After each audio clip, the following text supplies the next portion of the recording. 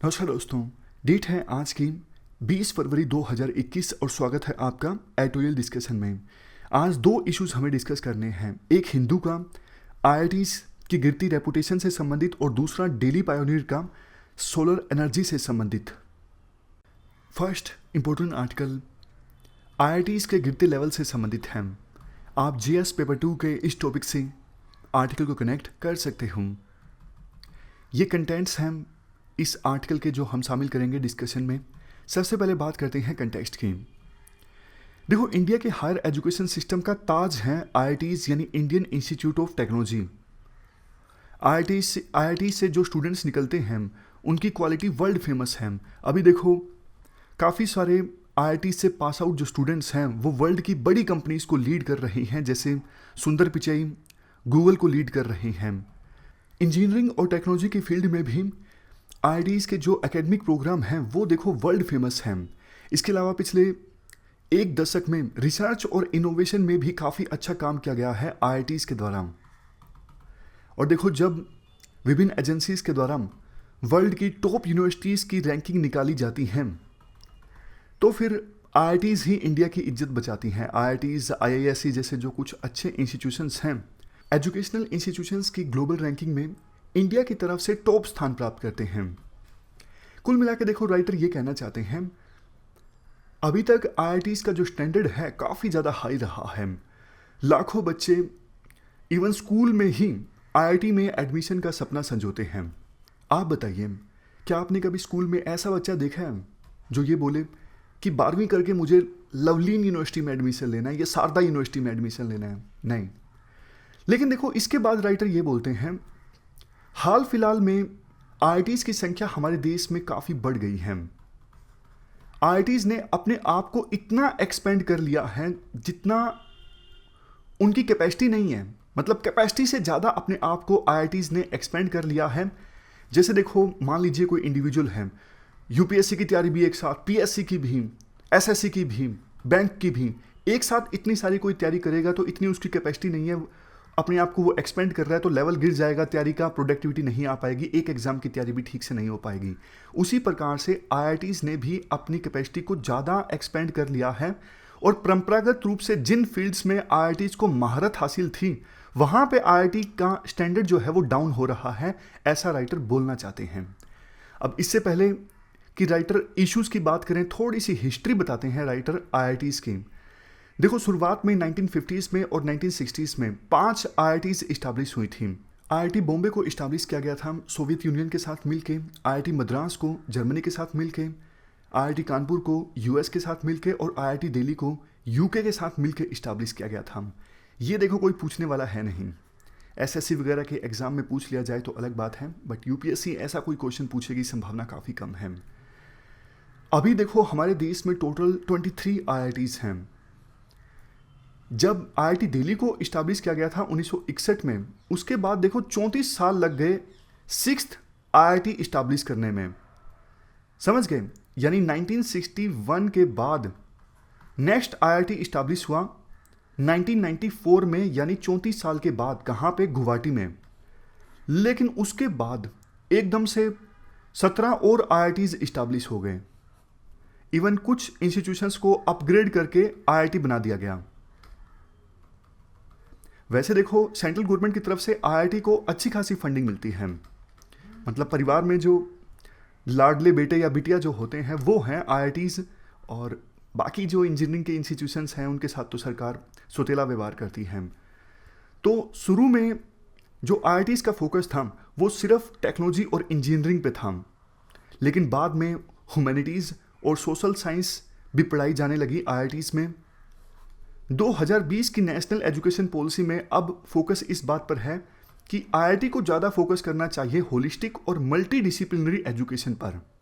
इसके बाद अगर ड्रॉप आउट रेट की हम बात करें, आईआईटीज में ड्रॉप आउट रेट काफ़ी कम है और पिछले 4-5 सालों में तो और भी कम हुई है। देखो, हर साल almost 7 lakh students national engineering entrance exam लेते हैं वेरियस इंजीनियरिंग इंस्टीट्यूशंस में एडमिशन्स लेने के लिए, और सबसे ज़्यादा जो कंपटीशन होता है 23 आईआईटीज़ की 16,000 प्लस सीट्स के लिए होता है।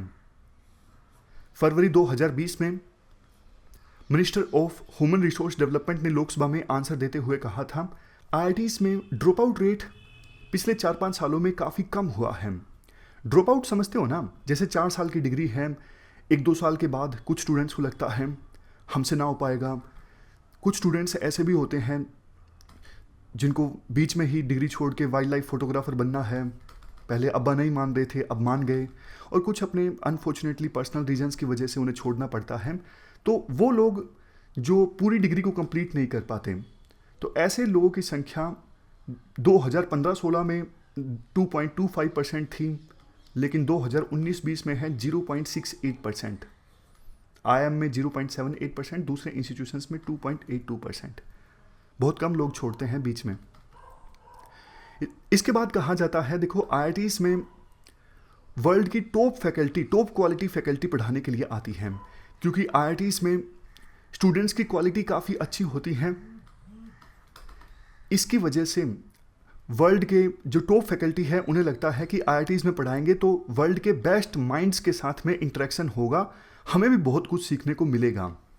खास करके देखो वो लोग जो इंडिया के ही होते हैं और फॉरेन यूनिवर्सिटीज़ में जाके पीएचडी कर लेते हैं, तो उन्हें लगता है कि अब इंडिया में जाके आईआईटीज में पढ़ाना ठीक है, इससे देश की डेवलपमेंट में भी हम कंट्रीब्यूट कर सकेंगे। इसके बाद देखो अब बात करते हैं इश्यूज़ की। अभी तक तो हमने अच्छी बात की, अब इश्यूज़ की बात करते हैं। सबसे पहला इशू है shortage of faculty. Council of Indian institutes of technology के पास जो डेटा अवेलेबल है उसके अनुसार आईआईटीज़ में अभी देखो फैकल्टी की काफ़ी कमी है। जैसे एग्जाम्पल के तौर पर आईआईटी धनबाद, यहाँ पर 781 इंस्ट्रक्टर्स को रिक्रूट किया जा सकता है, लेकिन अभी सिर्फ 301 इंस्ट्रक्टर्स काम कर रहे हैं। इतनी ही पोस्ट जो इंस्ट्रक्टर्स की हैं वो फिल हो की हैं। नेक्स्ट, यूजीसी का हाल फिलहाल का जो डिसीजन है वो आईआईटी सिस्टम को कमज़ोर कर सकता है। क्या डिसीजन है यूजीसी का? यूनिवर्सिटी ग्रांट कमीशन ने कुछ सिलेक्टेड आईआईटीज़ को अनुमति दी है कि इंस्टीट्यूशंस ऑफ एमिनेंस कैटेगरी के तहत वो अपना कैंपस इस्टेब्लिश कर सकते हैं फॉरेन कंट्रीज़ में, मतलब दूसरे देशों में अपना कैंपस इस्टेब्लिश कर सकते हैं। तो राइटर कहते हैं इससे देखो आईआईटी की कैपेसिटी इतनी है नहीं, आईआईटीज़ अपने आप को ज़्यादा स्ट्रेच कर लेंगे, दूसरे देशों में जो ब्रांचेस इस्टेब्लिश होंगी वहाँ पे ध्यान देंगे या फिर लोकल ब्रांच पे ध्यान देंगे। इससे जो क्वालिटी है वो ख़राब हो सकती है, उनका फोकस जो है वो डाइल्यूट हो सकता है। इसके बाद आर्टिकल में कहा जाता है, देखो जब कम आईआईटीज़ थे ना, तो उस समय आईआईटीज़ ने अपने आप को देश के एलीट इंस्टीट्यूशंस के तौर पे इस्टेब्लिश किया। एलीट इंस्टीट्यूशन मतलब ऐसा इंस्टीट्यूशन जिसमें एडमिशन काफ़ी ज़्यादा डिफ़िकल्टी से होता है, तो बेस्ट माइंड्स को अट्रैक्ट करते थे आईआईटीज़। जैसे आईएएस का एग्ज़ाम है, एलीट एग्ज़ाम है जिसमें बहुत मुश्किल से काफ़ी एफर्ट्स लगाने के बाद एग्ज़ाम क्लियर होता है।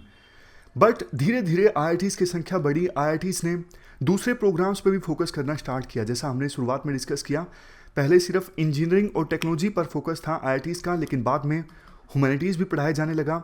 शुरू में सिर्फ अंडर ग्रेजुएट्स के लिए प्रोग्राम थे, बाद में पोस्ट ग्रेजुएट्स के लिए भी प्रोग्राम स्टार्ट हुए। तो इससे एलीट इंस्टीट्यूशन का टैग मेंटेन करना मुश्किल हो जाएगा, फिर बेस्ट जो माइंड्स हैं वो अट्रैक्ट नहीं होंगे आईआईटीज़ में। नेक्स्ट इशू है लो सैलरीज व्हेन कंपेयर्ड ग्लोबली। बेशक देखो सेंट्रल गवर्नमेंट अच्छा खासा खर्च करती है, मतलब पॉकेट मनी जो मिलती है आईआईटीज़ को अच्छी मिलती है, लेकिन पड़ोसी के बच्चों को और भी ज़्यादा पैसे मिलते हैं। तो मतलब वर्ल्ड की दूसरी जो ग्लोबल यूनिवर्सिटीज़ हैं ना, उनकी फैकल्टीज़ को और भी ज़्यादा पैसे मिलते हैं जितने आईआईटीज़ की फैकल्टीज़ को मिलते हैं। चलो आप दूसरे देशों से कंपेयर ना ही कीजिए, इवन इंडिया में भी जो आईआईटीज़ की फैकल्टीज़ होती हैं वो अगर देखो आईटी सेक्टर में जाएं या फिर इससे रिलेटेड दूसरे सेक्टर्स में जाएं तो उनको काफ़ी अच्छी सैलरी मिलती है। तो सिर्फ एक ये मोटिवेशन कि हाँ देश के लिए कुछ करना है, आईआईटीज़ में पढ़ाएंगे तो इससे देश का भला होगा, सिर्फ एक फैक्टर, ये सारे देखो इस फैक्टर को मानते नहीं ना। कुछ अच्छी फैकल्टीज़ होती हैं बट हर कोई इस दृष्टिकोण से सोचता नहीं है, तो इंसेंटिव अच्छा मिलना चाहिए बेस्ट फैकल्टीज़ को अट्रैक्ट करने के लिए। नेक्स्ट है छोटे टाउन्स में आईआईटीज़ एक्सपेंड हो रही हैं, इससे आईआईटी जो ब्रांड है वो डाइल्यूट हो रहा है। जैसे देखो हिमाचल प्रदेश में मंडी में, केरला में पलक्कड़ में, कर्नाटक में, धारवाड़ में और कुछ और दूसरी छोटी जगहों पर आईआईटीज ओपन हुई हैं। सॉरी, राइटर देखो एक बात साफ करते हैं कि मंडी में, पलक्कड़ में, धारवाड़ में इंजीनियरिंग इंस्टीट्यूशंस ओपन करने के वो खिलाफ नहीं है। वो कहते हैं कि हाँ, जो इंस्टीट्यूशंस इस्टेब्लिश हुए हैं उनमें इंफ्रास्ट्रक्चर और भी बेहतर होना चाहिए, सरकार और फोकस करे यहाँ पे और अच्छी अपॉर्चुनिटीज़ लोकल स्टूडेंट्स को मिले। बट वो पर्टिकुलरली सिर्फ आईआईटीज़ की बात कर रहे हैं कि छोटे टाउन में आईआईटीज़ जब ओपन होती है ना, तो फिर world class facilities, infrastructure, urban amenities ये नहीं मिल पाती। दिल्ली में, मुंबई में यहाँ पे जो एमिनिटीज़, जो फैसिलिटीज़ मिल पाती हैं, जो इंफ्रास्ट्रक्चर डेवलप हो पाता है आईआईटीज़ में, वो इन छोटे टाउन्स में नहीं डेवलप हो पाता। और जो अच्छी फैकल्टीज़ होती हैं वो भी छोटे टाउन्स में जाके पढ़ाना पसंद नहीं करते हैं। तो इससे आईआईटी का जो ब्रांड है वो डाइल्यूट हो गया है। इसके बाद नेक्स्ट इशू है lack of correlation between local needs and IITs. इसका क्या मतलब है?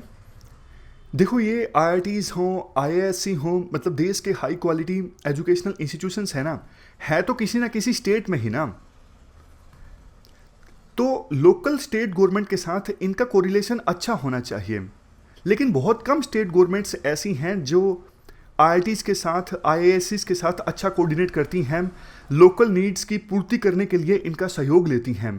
तो ये इंस्टीट्यूशंस अलग अलग स्टेट्स में एक एकेडमिक एनक्लेव बन के रह जाते हैं, जबकि होना ये चाहिए कि लोकल जो नीड्स हैं उस पर भी ध्यान दें ये एजुकेशनल इंस्टीट्यूशंस, ताकि आसपास के लोगों को भी अच्छा लगे कि हाँ, हमारे एरिया में आईआईटी है या फिर आईआईएससी है और हमको इस इंस्टीट्यूशन से काफ़ी फ़ायदा मिल रहा है।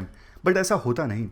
जैसे देखो, गोवा में हाल ही में जब नई आईआईटी इस्टेब्लिश करनी थी तो लोकल ग्रुप्स ने प्रोटेस्ट करना स्टार्ट कर दिया। और यही देखो, अगर लोकल ग्रुप्स को पता होता आईआईटी इस्टेब्लिश होने से कितने फ़ायदे हो सकते हैं, लोकल जो नीड्स हैं उनकी रिक्वायरमेंट कैसे पूरी हो सकती है, तो फिर शायद वो लोकल ग्रुप्स प्रोटेस्ट ना करते। तो इन एजुकेशनल इंस्टीट्यूशंस का लोकल गवर्नमेंट्स के साथ अच्छा कोऑर्डिनेशन होना जरूरी है, ताकि लोकल प्रॉब्लम्स को भी अच्छे से एड्रेस किया जा सके। अब बात आती है क्या किया जाना चाहिए। पहला सजेशन देखो, राइटर ये देते हैं, हमारे देश में एक्सीलेंट इंजीनियरिंग इंस्टीट्यूशंस की आवश्यकता है, बट कोई जरूरी नहीं कि वो आईआईटीज़ ही हों। आप इंजीनियरिंग इंस्टीट्यूशंस इस्टेब्लिश कीजिए, लेकिन आईआईटी का ब्रांड मत डाइल्यूट कीजिए। ये राइटर बोलना चाहते हैं। राइटर कहते हैं देश में अगर देखो 10 से 12 आईआईटीज़ हैं और मेजर सिटीज़ के पास हैं तो ये प्रैक्टिकल है, ये अच्छा है। अभी हाल ही में कुछ नए जो आईआईटीज़ इस्टेब्लिश हुए हैं उनको रीनेम किया जा सकता है और उनको अच्छे रिसोर्सेज दिए जाएं। बेशक आईआईटी लेवल के रिसोर्सेज दो, उससे भी बेहतर दो, लेकिन आईआईटी का नाम ना दो आप। इसके अलावा सेंट्रल गवर्नमेंट को वर्ल्ड क्लास की फंडिंग देने की आवश्यकता है आईआईटीज़ को, ताकि वर्ल्ड क्लास की फैकल्टी आके यहाँ पर पढ़ा सकें। हाल ही में रिक्रूटमेंट रूल्स में काफ़ी रिलैक्सेशन दी गई है ताकि और ज़्यादा फॉरेन फैकल्टीज़ को अट्रैक्ट किया जा सके आईआईटीज़ में पढ़ाने के लिए। ये एक अच्छा स्टेप है। इसके अलावा बेस्ट ग्लोबल यूनिवर्सिटीज़ के साथ कोलैबोरेशन होना चाहिए आईआईटीज़ का। जैसे एग्जांपल भी दिया जाता है, आईआईटी बॉम्बे का कोलैबोरेशन है मुनास रिसर्च एकेडमी के साथ। ये प्रोमिसिंग एग्जांपल है कि कोलैबोरेशन से कितना फ़ायदा होता है। तो ज़्यादा कोलैबोरेशन होना चाहिए बेस्ट ग्लोबल यूनिवर्सिटीज़ के साथ, और ज़्यादा फॉरेन फैकल्टी को हायर करने की आवश्यकता है, ताकि इंटरनेशनल लेवल पे आईआईटी का जो ब्रांड है वो और अच्छा डेवलप हो। और इसके लिए सरकार को भी चाहिए, देखो ना सिर्फ सरकार को बल्कि आईआईटी से पास आउट स्टूडेंट्स जो अभी बड़ी बड़ी कंपनीज़ में बड़े पदों पर हैं, वो भी आईआईटीज़ को अच्छा खासा फंड प्रोवाइड करें, ताकि आईआईटीज़ और बेहतर ढंग से हमारे देश की डेवलपमेंट में कंट्रीब्यूशन दें और जो ब्रांड है आईआईटीज़ का वो डाइल्यूट ना हो। ये पूरा आर्टिकल हमने डिस्कस किया। इसके बाद अगला जो आर्टिकल है ये सोलर एनर्जी से संबंधित है। आप जीएस पेपर 3 के इस टॉपिक से आर्टिकल को रिलेट कर सकते हो। ये कंटेंट्स हैं, एस्पेक्ट्स हैं जो हम शामिल करेंगे इस आर्टिकल के डिस्कशन में। देखो, सरकार का टारगेट ये है 2020 आने से पहले 100 गीगावाट सोलर एनर्जी प्रोड्यूस करनी है। इससे कार्बन का एमिशंस भी कम होगा। और सरकार ने पेरिस क्लाइमेट चेंज एग्रीमेंट में जो कमिटमेंट की है कि 2030 आते आते 40% एनर्जी हम प्रोड्यूस करेंगे नॉन फॉसिल फ्यूल से, और एमिशंस की जो इंटेंसिटी है वो 35% कम कर देंगे। इस टारगेट को भी अचीव किया जा सकता है अगर सरकार अपने नेशनल सोलर मिशन के टारगेट को अचीव कर लेती है, जिसके अनुसार 2022 से पहले 100 गीगावाट सोलर एनर्जी प्रोड्यूस करनी है। अगर देखो इंडिया अपने 3% वेस्टलैंड का इस्तेमाल कर ले वहाँ पे सोलर पार्क्स इस्टेब्लिश करके, तो फिर 748 गीगावाट सोलर एनर्जी प्रोड्यूस की जा सकती है। बट देखो सरकार फोकस तो काफ़ी कर रही है सोलर एनर्जी पर, बट बहुत सारे इश्यूज हैं जिन पर ध्यान देने की आवश्यकता है। जैसे पहला इशू ये है, फोटोवोल्टिक सेल प्रोडक्शन अभी भी हमारे देश में कॉम्पिटिटिव नहीं है। चाइना में देखो फोटोवोल्टिक सेल्स की प्रोडक्शन काफ़ी सस्ती होती है, बट हमारे देश में फोटोवोल्टिक सेल्स की प्रोडक्शन करना काफ़ी महंगा पड़ता है। तो डोमेस्टिक जो कंपनीज हैं, फैक्ट्रीज हैं, वो उनके प्रोडक्ट्स बिक नहीं पाते। नेक्स्ट है ट्रांसमिशन लॉसेस एट अप्रोक्सीमेटली 40%। अब देखो सोलर एनर्जी प्रोड्यूस तो हो जाती है, लेकिन एक स्थान से दूसरे स्थान पर ट्रांसमिट करने में काफ़ी दिक्कत आती है। 100 यूनिट अगर प्रोड्यूस हुई हैं तो 40 यूनिट तो ट्रांसमिशन में ही उनका लॉस हो जाता है। नेक्स्ट, हमारे देश में पर कैपिटल लैंड अवेलेबिलिटी काफ़ी ज़्यादा कम है। लैंड कम है, पॉपुलेशन काफ़ी ज़्यादा है, इसलिए खास करके सब स्टेशंस के पास एक्सक्लूसिवली सोलर सेल इस्टेब्लिश करना बहुत मुश्किल है, क्योंकि लैंड नहीं मिल पाता। और दूर अगर सोलर सेल्स, रिमोट एरिया में अगर देखो सोलर सेल्स इस्टेब्लिश किए जाएंगे तो फिर जैसा हमने पहले डिस्कस किया ट्रांसमिशन में काफ़ी लॉस हो जाता है। इसके बाद नेक्स्ट है प्रोजेक्ट कॉस्ट इंक्रीज हो रही है। इस वजह से सोलर एनर्जी जो प्रोड्यूस होती है वो महंगी होती है। काफ़ी सारे प्लेयर्स जो सोलर एनर्जी प्रोड्यूस कर रहे हैं वो फिर प्रोड्यूस तो कर लेते हैं, लेकिन इतनी महंगी प्रोड्यूस होती है उसे कोई खरीदने को राजी नहीं होता। अब देखो कोई खरीदेगा नहीं तो फिर इंसेंटिव कैसे मिलेगा सोलर एनर्जी प्रोड्यूस करने का। काफ़ी बार तो state governments solar energy produce करने वाली कंपनीज को बोलती हैं कि आप डिस्कॉम्स को यानी इलेक्ट्रिसिटी डिस्ट्रीब्यूशन कंपनीज को पावर बेच दीजिए सस्ते दामों पर। इससे सोलर एनर्जी प्रोड्यूस करने वाली कंपनीज का जो प्रॉफिट मार्जिन है वो काफ़ी ज़्यादा कम हो जाता है, और पेमेंट भी काफ़ी देर से आती है। जो ये इलेक्ट्रिसिटी डिस्ट्रीब्यूशन कंपनीज हैं ये भी घाटे में चलती रहती हैं, तो इनके पास पैसा देने के लिए होता नहीं, तो सोलर प्रोड्यूसिंग कंपनीज को पैसा मिलता नहीं टाइम पे, तो फिर बैंक भी सोलर एनर्जी प्रोड्यूसिंग कंपनीज को लोन नहीं देते। ये दिक्कत है। तो काफ़ी सारी ऐसी अनहेल्दी प्रैक्टिसेस हैं जिनको कम करने की आवश्यकता है अगर वास्तव में हम सोलर एनर्जी के फील्ड में महारत हासिल करना चाहते हैं। इसके बाद कहा जाता है, देखो अभी जो बजट अनाउंस हुआ इसमें काफ़ी उम्मीदें थी कि सरकार सोलर एनर्जी सेक्टर के लिए कुछ इंसेंटिव देगी, कुछ राहत देगी, बट ऐसा हुआ नहीं। बट कुछ अनवेलकम चेंज हुए। जैसे देखो सोलर पावर जनरेशन प्रोजेक्ट्स की क्वालिटी कंट्रोल के लिए, टेस्टिंग के लिए कुछ इक्विपमेंट्स कंपोनेंट्स होते हैं, उनके इंपोर्ट पर पहले कस्टम ड्यूटी लगती थी 5%, लेकिन अब इस एग्जाम्पशन को हटा दिया गया है। ज़्यादा कस्टम ड्यूटी लगेगी तो फिर ऐसे प्रोडक्ट्स को इंपोर्ट करना मुश्किल हो जाएगा, तो कॉस्ट जो है सोलर एनर्जी को प्रोड्यूस करने की वो और भी ज़्यादा बढ़ सकती है इंपोर्ट ड्यूटी बढ़ने की वजह से। इसके अलावा देखो सोलर एनर्जी सेक्टर में बहुत सारी एजेंसीज हैं। सब्सिडी हालांकि सरकार देती है, बट सब्सिडी स्ट्रक्चर काफ़ी ज़्यादा कॉम्प्लेक्स है। काफ़ी सारे electricity boards, electricity regulatory commissions हैं, जिससे सोलर फोटोवोल्टिक प्रोजेक्ट्स का जो डेवलपमेंट है वो काफ़ी ज़्यादा डिफिकल्ट हो जाता है। बजट में चाहिए था कि कॉम्प्लेक्स स्ट्रक्चर को ख़त्म किया जाए और कुछ क्रिटिकल इश्यूज़ पे फोकस किया जाए, जैसे फाइनेंसिंग, मतलब सोलर एनर्जी प्रोड्यूसिंग कंपनीज को आसानी से फंड्स मिल सके बैंक से, ताकि वो अपना जो प्रोजेक्ट है वो एक्सपेंड कर सकें या फिर नया प्रोजेक्ट इस्टेब्लिश कर सकें। सरकार को फोटोवोल्टिक इंडस्ट्री को बूस्ट करने के लिए कुछ एफर्ट्स लगाने चाहिए थे, जैसे कि इस इंडस्ट्री में और ज़्यादा ग्रोथ इंश्योर करने के लिए ह्यूमन रिसोर्स को ट्रेन करना, डेवलप करना, बट ऐसा सरकार ने नहीं किया। इसके अलावा लास्ट में ये भी बोला जाता है, सरकार देखो फोकस कर सकती थी कंज्यूमर अवेयरनेस पे, ज़्यादा से ज़्यादा लोग जागरूक हों सोलर टेक्नोलॉजी के बारे में, इकोनॉमिक्स के बारे में, ताकि फोटोवोल्टिक प्रोडक्ट्स और मॉड्यूल्स का सही इस्तेमाल हो, ज़्यादा इस्तेमाल हो। मैन्युफैक्चरर्स को जागरूक करने के लिए कॉन्फ्रेंसेस और वर्कशॉप्स के माध्यम के साथ उनके साथ टेक्निकल इन्फॉर्मेशन शेयर की जा सकती है। फाइनली गवर्नमेंट को देखो सोलर एनर्जी के जो टारगेट्स हैं उनको इंटीग्रेट करना चाहिए मेक इन इंडिया के साथ और स्मार्ट सिटी मिशन और डिजिटल इंडिया प्रोग्राम के साथ। इस प्रकार से इंटीग्रेशन अगर होगा तो सोलर एनर्जी पे और ज़्यादा फोकस किया जा सकेगा। तो ये हमने पूरा आर्टिकल डिस्कस किया सोलर एनर्जी से संबंधित। हमारी आज की इस डिस्कशन में इतना ही है। आज हमने 2 इश्यूज डिस्कस किए। Thank you very much for discussion.